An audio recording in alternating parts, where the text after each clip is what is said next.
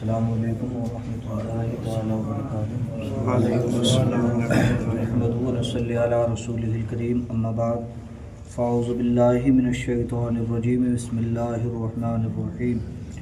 وارکعوا مع الراکعین، صدق اللہ العظیم۔ درود پاک پڑھ لیں، صلی اللہ علیہ وسلم، صلاۃ و سلام علیک یا رسول اللہ صلی اللہ تعالی علیہ وسلم۔ مفسدات نماز ہو گئے کل، اس میں جو آگے مسئلے تھے ان میں کوئی خاص مسئلہ تھا نہیں، سترہ کے تعلق سے بیان کیا تھا، وہ میں نے بتا دیا۔ آج میں چند حدیث سے بتا دوں نماز کیسے پڑھنی ہے۔ ہم ہاتھ جو باندھتے ہیں ناف کے نیچے، کیا اس کا ثبوت قرآن حدیث سے ہے یا نہیں؟ یا رفع الیدین، نماز میں اپنے ہاتھوں کا اٹھانا جو آج کل بات چل رہی ہے زیادہ، کیا یہ حدیثوں سے ثابت ہے یا نہیں؟ اور ایک یہ بھی چیز ہے، اکثر مساجد میں آپ جائیں گے غیر مقلدوں کی میں، ان کے یہاں پر آمین بلند آواز سے کہا جاتا ہے، لوگ زور سے بولتے ہیں، تو کیا اس کا حکم حدیث مبارکہ میں دیا گیا ہے یا نہیں؟ اور امام کے پیچھے ان نمازوں میں جن میں قرات سری طور پر ہوتی ہے، کیا ان نمازوں میں مقتدیوں کا قرات کرنا ضروری ہے یا نہیں؟ یہ چند مسائل ہیں، ان میں سے کچھ پر بات کر لیتے ہیں۔ سب سے پہلے میں آپ کو بتا دوں، ان لوگوں کی عقلیں ایسی ہیں جہاں ان کے مقصد کی بات آتی ہے وہاں تو سرکار کی تعریف و توصیف کرتے ہیں، اور جہاں بات نہیں آتی وہاں چھوڑ دیتے ہیں۔ ابھی ایک حدیث میں بتاؤں گا، اس حدیث کو یہ لوگ پیش کرتے ہیں، بولتے ہیں کہ سرکار جیسا آگے سے دیکھتے ایسے ہی پیچھے سے دیکھتے، حوالوں میں یہ بات پیش کرتے ہیں، اور جب یہی بات ہم کہتے ہیں کہ اللہ پاک نے آپ کو غیب کا علم عطا فرمایا ہے، آپ تمام چیزوں کو جانتے ہیں، تو انکار کرنے لگتے ہیں۔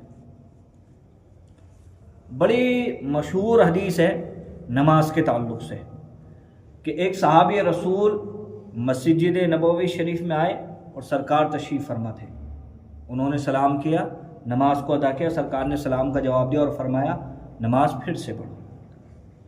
پھر وہ گئے، نماز پڑھی، پھر آئے، پھر نماز پڑھی، 3 یا 4 مرتبہ یہی ہوا۔ تو نبی پاک صلی اللہ علیہ وسلم نے پھر ارشاد فرمایا، یا انہوں نے عرض کی مجھے آپ تعلیم دیجئے کہ نماز کیسے پڑھنی ہے۔ پھر سرکار نے فرمایا نماز کا طریقہ، جب تم نماز کا ارادہ کر لو تو مکمل وضو بناؤ، وضو بنا کر تکبیر تحریمہ سے نماز شروع کرو، پھر قرات کرو جو تمہیں قرآن سے میسر ہو، اس کے بعد میں رکوع میں جاؤ، رکوع میں تسبیح بولو اور سیدھے کھڑے ہو جاؤ جب تک تمہیں اطمینان حاصل نہ ہو، پھر سجدہ کرو، پھر اطمینان سے بیٹھ جاؤ، پھر دوسرا سجدہ کرو، پھر کھڑے ہو جاؤ، پھر قرات کرو، ایسے ہی مکمل نماز ادا کرو۔ یہ نبی پاک صلی اللہ علیہ وسلم نے ارشاد فرمایا۔ اگلی حدیث میں یہی الفاظ ہیں، اس میں تھوڑی سی زیادتی ہے، اس میں یہ بیان فرمایا نبی پاک صلی اللہ علیہ وسلم نے، تم سجدے کی حالت میں جب بیٹھو یا سجدے میں جب جاؤ تو پاؤں کو، ہاتھوں کو بچھاؤ نہیں، کھلے ہوئے رکھو۔ مطلب جب ہم جماعت میں ہوں گے تو ہاتھوں کو اس اعتبار سے رکھیں گے بالکل سیدھے، لیکن یہ کونیاں اٹھی ہوئی ہوں گی جب ہم جائیں گے، اور جب ہم تنہا نماز پڑھیں گے تو کھول کے ایسے پڑھ سکتے ہیں، لیکن جماعت میں ایسے نہیں پڑھیں گے، پھر برابر والے کو دقت ہونے لگی۔ تو حکم یہ ہے ایسے کر لو اور یہ کونیاں اٹھا کے رکھو پیچھے سے۔ ایسے اگر کوئی شخص نماز پڑھتا ہے تو نماز اس کی مکروہ تحریمی ہوگی۔ یہ عورتوں کے لیے حکم ہے کہ وہ جتنا اپنے آپ کو سمیٹ کر نماز پڑھ سکتی ہیں اتنا سمیٹیں، اتنا پردے کا احتیاط کریں، اتنی پردے کی احتیاط کریں، تو ان کے لیے یہ حکم دیا گیا ہے۔ تو اس میں یہ ہے کہ کونیوں کو آپ کو بچھانا نہیں ہے، کھول کے رکھنی ہے، اور شیطان کی طرح نہیں بیٹھنا ہے، آپ کو بیٹھنا ہے یہ سیدھا والا پاؤں کھڑا کر لیں جیسے سجدے کی حالت میں ہوتا، انگلیاں قبلہ رکھو اور بایاں پاؤں بچھا لیں، اس کے اوپر پیٹھ رکھیں اور بیٹھ جائیں آرام سے۔ یہ طریقہ حدیث مبارکہ میں فرمایا گیا ہے۔ اگلی حدیث نبی پاک صلی اللہ علیہ وسلم نے ارشاد فرمایا حضرت ابو ہریرہ بیان فرماتے ہیں کہ ہم نے سرکار کے پیچھے نماز پڑھی اور ایک شخص نے نماز میں کمی کر دی. نبی پاک صلی اللہ علیہ وسلم سلام پھیرنے کے بعد میں ارشاد میں فلاں بن فلاں کہ تمہاری نماز نہیں ہے. آگے سرکار نے ارشاد فرمایا کہ خدا کی قسم تمہارا کوئی بھی فعل مجھ پر پوشیدہ نہیں ہے. تم یہ سمجھتے ہو کہ جیسے میں آگے دیکھتا ہوں پیچھے نہیں دیکھتا، اللہ پاک نے مجھے طاقت عطا فرمائی ہے جیسے میں آگے دیکھتا ہوں ایسے پیچھے دیکھتا ہوں. حدیث مبارکہ اور لوگ پیش کرتے ہیں وہ جو اس چیز کو نہیں مانتے. یہ سرکار نے ارشاد فرمایا اور مسجد ہی میں اور بتا دے کہ تم نے خامی کری ہے، نام لے کے پکارا سرکار نے. اگلی حدیث میں اب بات آتی ہے کانوں تک ہاتھ لے جانے کی اور پھر ہاتھ باندھنے کی.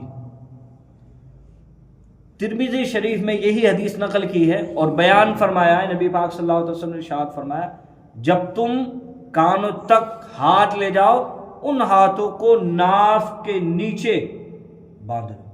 یہ الفاظ موجود ہیں، ایسے نہیں کہ سینے پہ باندھ لو. ہتھیلی فرمایا سرکار نے، یمنا اور یسرا آیا ہے، علی وضع الیمنا علی الیسرا، یہ الفاظ ہیں حدیث کے. ہتھیلی فرمایا سرکار نے، یہ نہیں فرمایا کونی پر. آج کے جو لوگ ہیں جو رفع الیدین کر رہے ہیں وہ ہاتھ ایسے باندھتے ہیں. کوئی بھی ایک ایسی حدیث نہیں ہے جس سے یہ چیز ثابت ہو کہ تمہیں نماز میں ایسے ہاتھ باندھنے. ایسی نہیں ہے جیسے لوگ باندھ رہے ہیں. یہ طریقہ انہوں نے ٹرینڈ میں بات نکالی ہے. انہوں نے سوچا ایسی نماز لائی جائے کہ جو سب سے ہی الگ ہو. رفع الیدین کرنا دو اماموں کے نزدیک ہے، ان کے نزدیک ثابت ہے، ان کے مسلک پر جو لوگ ہیں وہ کرتے ہیں، لیکن ان کے یہاں پر بھی ہاتھ ہی باندھے جاتے ہیں ناف کے نیچے. جو طریقہ ہے امام محمد کے نزدیک یہاں ہاتھ باندھنا ان کے یہاں بھی مکروہ ہے، لیکن لوگ باندھ رہے ہیں اور حدیثوں کا حوالہ دے رہے ہیں. ایک بھی حدیث نہیں ملتی ایسی.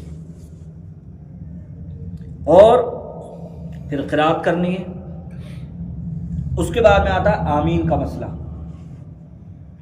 آمین بالجہر کے جو قائل ہیں ان کے لیے نبی پاک صلی اللہ علیہ وسلم کا یہ فرمان ہے کہ آمین یہ قبولیت کے لیے بولا جاتا ہے. جو ہم نے دعا کی ہے اللہ پاک قبول فرما لے. اور آمین فرشتے بھی بولتے ہیں. ایک تو یہ کہ دعا ہے اور دعا آہستہ کرنی چاہیے، اس کی دلیلیں دی گئی ہیں الگ الگ. ہماری آمین اگر فرشتوں کی آمین کے ساتھ میں ہو گئی، مل گئی، ایک تو یہ کہ ہمارے گناہ معاف ہو جائیں گے اور دوسرا ہمیں ضمانت مل جائے گی اس بات کی کہ ان کی آمین قبول ہو گئی تو ہماری بھی ہو جائے گی. یہ فقہاء نے بیان فرمایا. نبی پاک صلی اللہ علیہ وسلم کی حدیث کہ آمین آہستہ کہو، اور لوگ کہتے ہیں تیز.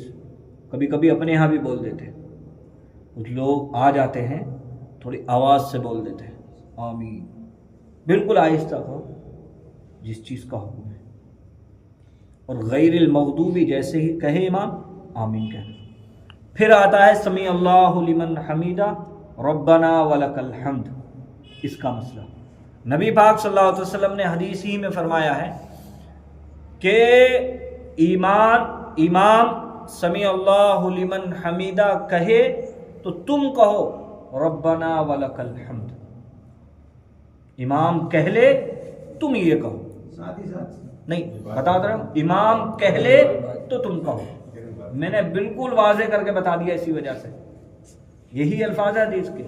امام یہ کہہ لے تو تم کہو ربنا ولک الحمد. اور اگر یہ نہیں کہیں گے تو پھر سیدھا نہیں کھڑا ہو جائے گا،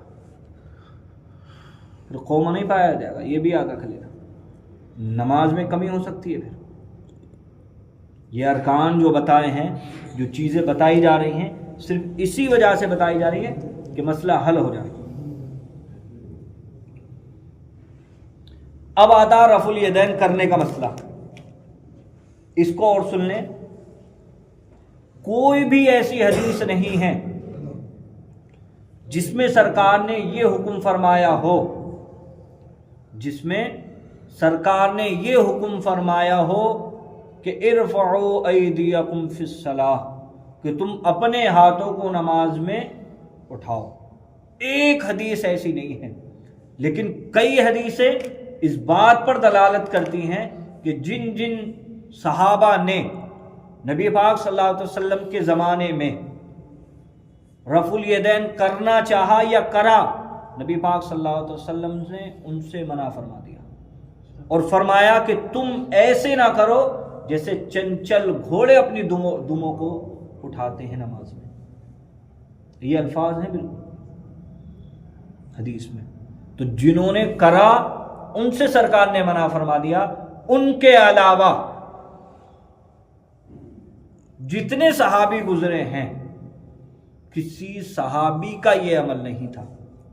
آپ دیکھیں حضرت ابو بکر ہوں، حضرت عمر ہوں، یہ حضرات وہ ہیں جو ہمہ وقت نبی پاک صلی اللہ علیہ وسلم کی بارگاہ میں حاضر رہتے ہیں اور سرکار کے ساتھ نماز ادا فرماتے ہیں۔ ان کا خود کا عمل ایسا نہیں ہے کہ آپ نے نمازوں میں اپنے ہاتھوں کو بلند کیا ہو سوائے تکبیر تحریمہ کے۔ جتنے بھی صحابی ہیں ان کا سب کا یہی عمل رہا ہے کہ وہ ایک مرتبہ اپنے ہاتھوں کو اٹھاتے تکبیر تحریمہ کہنے کے لیے، اس کے بعد میں پوری نماز میں کبھی اپنے ہاتھوں کو نہ اٹھاتے، اور بعد میں سرکار کے یہی عمل صحابہ کا رہا، تابعین تبع تابعین کا سب کا یہی عمل رہا۔ لیکن ایسا نہیں کہ وہ حدیثیں نہیں ہیں، لیکن ان حدیثوں سے یہ بات ثابت نہیں ہوتی ہے کہ سرکار نے پوری زندگی رفع الیدین کیا، سرکار نے اس چیز سے انکار نہیں ہے، لیکن ایک مدت تک کیا، اس کے بعد نہیں کیا۔ آخری ایام میں کوئی بھی حدیث ایسی نہیں ملتی ہے جس میں سرکار نے حکم دیا ہو یا آخری وقت تک رفع الیدین کیا ہو۔ یہ دو باتیں، حکم بھی نہیں دیا اور آخر تک آپ نے رفع الیدین نہیں کیا۔ جب حدیث بھی نہیں ملتی ہے، حکم بھی نہیں ملتا ہے اور آپ کا عمل بھی نہیں ملتا ہے، اس سے یہی بات میں سمجھ میں آتی ہے کہ ایک وقت تک سرکار نے کیا، اس کے بعد نہیں کیا، اور جن تک یہ بات نہیں پہنچی تھی کہ اب رفع الیدین نہیں کرنا ہے، سرکار نے ان کو دیکھا تو منع فرما دیا۔ یہ سرکار کے بعد میں صحابہ نے دیکھا تو منع فرما دیا، یہ سرکار کا عمل نہیں تھا، ایک مدت تک تھا، اس کے بعد میں سرکار نے رفع الیدین نہیں کیا۔ کوئی حدیث نہیں ملتی اس تعلق سے، منع کی حدیثیں ہیں، کرنے کی حدیثیں نہیں ہیں، اور جو لوگ کر رہے ہیں وہ اس کے خلاف کام کر رہے ہیں، وہ اپنے آپ کو الگ دکھانا چاہتے ہیں کہ ہم کر رہے ہیں۔ باقی ضعیف سے ضعیف حدیث بھی جو معتبر ہی نہیں ہوتی ہے، وہ بھی حدیث نہیں ملتی ہے کہ سرکار نے ارشاد فرمایا ارفعوا ایدیکم فی الصلاۃ، کوئی حدیث نہیں ملتی، بس لوگ کرنے والے کر رہے ہیں، اور پھر انہیں تان و تشنیع کا موقع مل جاتا ہے، باباؤں کہنے کا موقع مل جاتا انہیں۔ ارے امام بخاری تو 250 سال کے بعد آئے، امام اعظم تو 70 میں 80 میں ہی آ گئے تھے، اور صحابہ سے ملاقات بھی کر لی، مل بھی لیے، عمل بھی کر لیا، علم بھی حاصل کر لیا، پھر بھی نہیں ہوا۔ اگر ہوتا تو آپ کیوں نہیں کرتے؟ بس یہ بات ہو گئی، چند وہ باتیں جو حدیث کی روشنی میں ہے کہ ہمیں کیسے کھڑا ہونا ہے، کب کیا بولنا ہے، کب کیا کرنا ہے۔ ایک چیز رہ گئی، امام کے پیچھے قرات کرنے کا مسئلہ، یہ تھوڑا بڑا ہے، یہ کل ہو جائے گا کہ ہمیں ظہر میں عصر میں بھی امام کے پیچھے قرات نہیں کرنی ہے۔ اس پہ سرکار کا کیا حکم ہے، کیا حدیث ہے، اس پہ کل بات ہو جائے گی، اور کل ہی پریکٹیکل ہو جائے گا کہ کس اعتبار سے کھڑا ہونا ہے اور کیسے نماز پڑھنی ہے۔